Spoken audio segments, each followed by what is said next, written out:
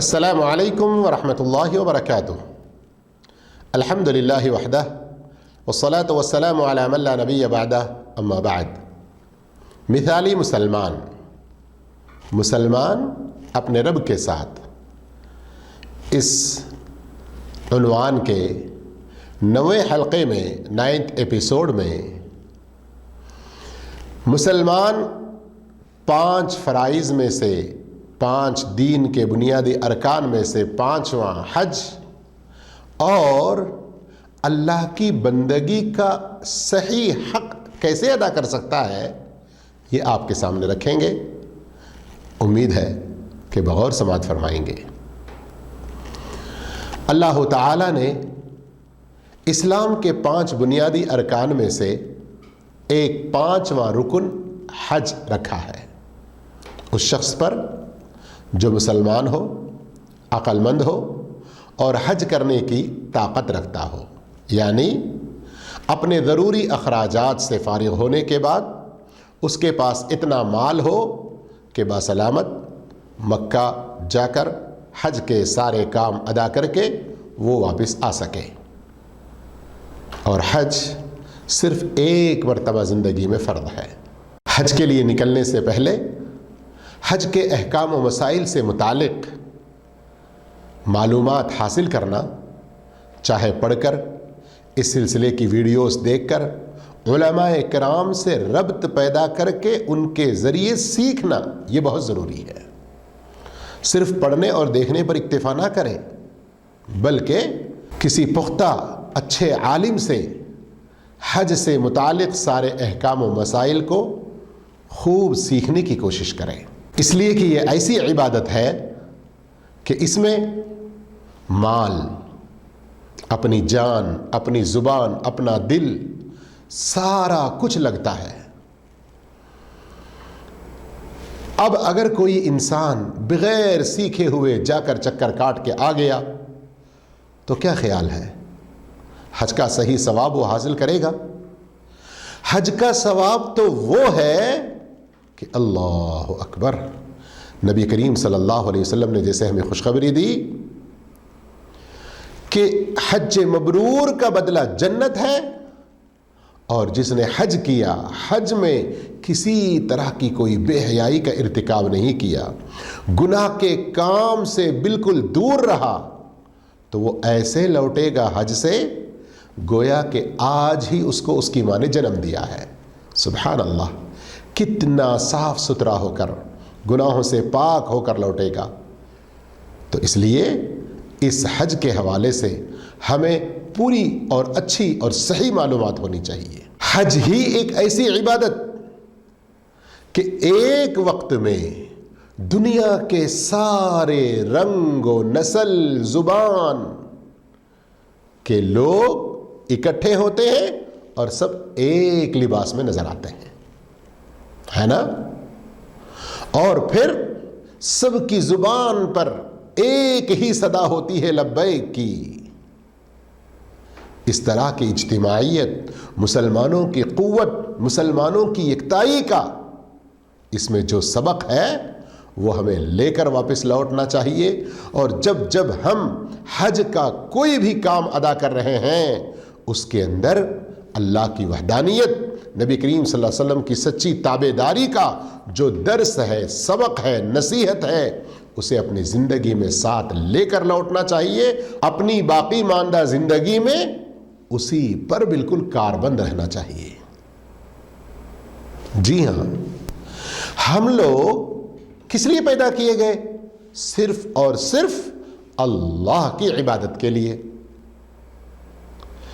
اللہ کی عبادت کے لیے ہم جو پیدا کیے گئے ہیں، یہ مقصد کیسے پورا ہوگا؟ ہم جو پیدا کیے گئے ہیں اللہ کی عبادت کے لیے، اللہ رب العالمین اس کے بارے میں فرماتا ہے وَمَا خَلَقْتُ الْجِنَّ وَالْإِنسَ إِلَّا لِيَعْبُدُونَ، میں نے جنات اور انسانوں کو صرف اور صرف میری ہی عبادت کے لیے پیدا کیا۔ تو اب یہ مقصد کیسے پورا ہوگا؟ کیا صرف ایک وقت نماز پڑھ لینے سے، زندگی میں ایک بار حج کر لینے سے، یا رمضان میں ایک بار روزہ رکھ لینے سے؟ نہیں، ہماری زندگی کا ایک ایک کام ہماری ہر حرکت، ہماری ہر سکونت، ہماری بات چیت، ہمارا چلنا پھرنا، ہمارا کھانا پینا، ہمارا لوگوں کے ساتھ تعلقات، بندگی اللہ رب العالمین کی کیسے ہونی چاہیے؟ ان ساری چیزوں میں جہاں جہاں جس وقت ہیں وہاں اللہ کا کیا حکم ہے اس کو جاننا، اس کو عمل میں لانا۔ جی ہاں، اسی لیے علماء عبادت کا معنی جب بیان کرتے ہیں تو یہ وضاحت کرتے ہیں کہ اس میں دو مفہوم ہیں۔ ایک وہ مخصوص اعمال جو اللہ ہی کے لیے خاص کرنا ہے، اس کے سوا ان کاموں کو کسی کے لیے نہیں کر سکتے، چاہے وہ عبادات قلبیہ ہوں، زبانی ہو، نماز وغیرہ کی شکل میں ہو، محبت، خوف، رجا کی شکل میں ہو، دعا، نذر، ذبح کی شکل میں ہو۔ یہ عبادت کی ایک خاص قسم ہوئی۔ اور عبادت کا ایک عام مفہوم کہ ہماری ہر حرکت، ہر سکونت، ہر بات، ہر کام اللہ کی مرضی کے مطابق ہو، جہاں جس طرح ہمیں اللہ دیکھنا چاہتا ہے ویسے ہی ہم اس کو نظر آئیں، جہاں جس جگہ ہم سے جو کام دیکھنا چاہتا ہے وہی کام ہم کرتے رہیں، تو اس کی مرضی، اس کی چاہت اور اس کی پسند کے مطابق ہم رہیں، یہی عبادت ہے۔ اسی لیے کہا جاتا ہے العبادت، عبادت کیا ہے؟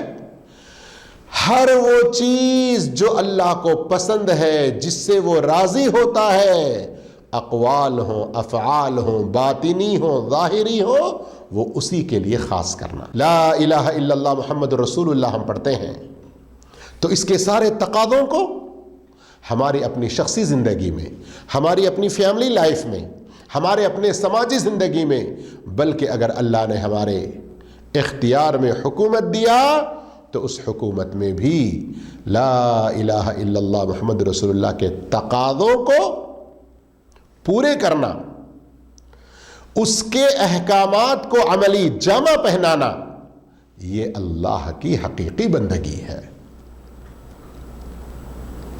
اور اسی لیے اللہ نے ہمیں پیدا کیا، وَلَقَدْ كَرَّمْنَا بَنِي آدم، ہم نے آدم کو عزت بخشی، خشکی میں بھی، تری میں بھی، ہر موقع پر۔ تو یہ عزت، یہ سرفرازی، یہ کامیابی صرف اور صرف اسی کی بندگی کرتے ہوئے نصیب ہوگی۔ اس کی بندگی سے ہم نے اگر تھوڑا بھی انحراف کیا، ہٹ گئے، تو پھر ہم اس عزت کے راستے سے ہٹ کر ذلت کا راستہ چن لیا۔ لا الہ الا اللہ محمد رسول اللہ کے تقاضوں پر عمل کرنے میں، چاہے ہماری جان اس میں لٹ جائے، ہمارا مال اس میں لٹ جائے، ہمارا وقت اس میں لگ جائے، ان سب کو بھی قربان کرنا ہے اللہ کے دین کو سربلند کرنے کے لیے، اللہ کے دین کی نشر و اشاعت کے لیے، اللہ کے دین کی تبلیغ کے لیے۔ اور یہ کیسے پورا ہو سکتا ہے؟ اس کے لیے اللہ نے جو رہنمائی ہمارے لیے اتاری ہے قرآن مجید کی شکل میں، اس کو بکثرت پڑھتے رہنا، پورے غور و فکر کے ساتھ، تدبر کے ساتھ، اس کی تلاوت میں جہاں خشوع، وہیں اس کی تلاوت کرتے ہوئے تدبر بھی ہو، غور و فکر بھی ہو کہ اللہ ہم سے کیا مخاطب ہے۔ جس قدر زیادہ سمجھ بوجھ کر قرآن مجید کو پڑھتے رہیں گے، اللہ کے ہم قریب ہوتے رہیں گے، ہمارا تعلق اس سے مضبوط ہوگا، وہ ہم سے کیا چاہتا ہے اس کا یہ پیغام پڑھ کر ہم سمجھتے رہیں گے، کن چیزوں سے ہمیں وہ دور رکھنا چاہتا ہے ہم جانتے رہیں گے، اور ان چیزوں سے دور ہو کر اس کے محبوب بن جائیں گے۔ اس لیے کہ یہ اللہ کا کلام وہ کلام ہے جس کے ذریعے ہمارے دلوں کو اطمینان نصیب ہوتا ہے۔ الا بذکر اللہ تطمئن القلوب۔ قرآن کی تلاوت، اس کے مختلف طریقے ہوتے ہیں۔ ایک موقع پر اللہ کے رسول صلی اللہ علیہ وسلم نے اس کی کچھ مثالیں دیں، میں وہ حدیث سناؤں آپ کو، ذرا توجہ فرمائیے۔ اور ان میں سے آپ صلی اللہ علیہ وسلم نے جس کی تعریف فرمائی اور جو سب سے اچھا تلاوت کرنے والا، قرآن کا صحیح حق ادا کرنے والا، ان میں سے بننے کی کوشش کریں۔ آپ صلی اللہ علیہ وسلم فرماتے ہیں اس مومن کی مثال جو قرآن کو پڑھتا ہے اترجا پھل کی طرح سے ہے۔ اور ہمارے اردو علماء اکرام نے سنترے کی طرح کا ایک پھل بتلایا ہے جس کی خوشبو بھی اچھی، جس کا مزہ بھی بہت عمدہ۔ اور جو مومن قرآن نہیں پڑھتا اس کی مثال کھجور کی سی ہے کہ مزہ تو اچھا ہے لیکن خوشبو نہیں ہوتی۔ اور جو منافق قرآن پڑھتا ہے اس کی مثال ریحانہ سے دی گئی جس کی خوشبو تو ہے لیکن مزہ نہیں ہوتا، ایک قسم کا پھول۔ اور وہ منافق جو قرآن نہیں پڑھتا حنظلہ سے دی گئی جس کا اردو ترجمہ ہمارے علماء نے اندرائین کا پھل کیا ہے، جو بد مزہ، کڑوا، کسیلا اور اس میں خوشبو بھی نہیں۔ تو آپ بتائیں کون سی مثال اس میں اچھی ہے؟ اس مومن کی نا جو اترجا کی طرح ہے، یعنی وہ قرآن کو پڑھتا ہے، سمجھتا ہے، غور و فکر کرتا ہے۔ جی ہاں، ایک مثالی مسلمان اللہ کی کما حقہ عبادت کرنے کے لیے، بندگی کا صحیح حق ادا کرنے کے لیے قرآن سے ایک خاص شغف اس کا ہوتا ہے۔ کیوں؟ اس لیے کہ یہ قرآن، اللہ اکبر، اس کی فضیلت میں میرے آپ کے پیارے آقا صلی اللہ علیہ وسلم نے کیا فرمایا؟ اقرأوا القرآن، قرآن کو پڑھتے رہو، پڑھتے رہو، فإنه يأتي يوم القيامة شفيعا لأصحابه، یہ قرآن اپنے پڑھنے والوں کے حق میں قیامت کے دن سفارشی بن کر آئے گا۔ بلکہ جو اس قرآن سے اس قدر لگاؤ رکھے کہ اس میں پوری طرح سے مہارت حاصل کرنے والا بن جائے، تو کتنی بڑی فضیلت دی گئی۔ آپ صلی اللہ علیہ وسلم نے فرمایا الماہر بالقرآن مع السفرة الکرام البررہ، جو قرآن میں ماہر ہے۔ کیا مطلب قرآن میں ماہر؟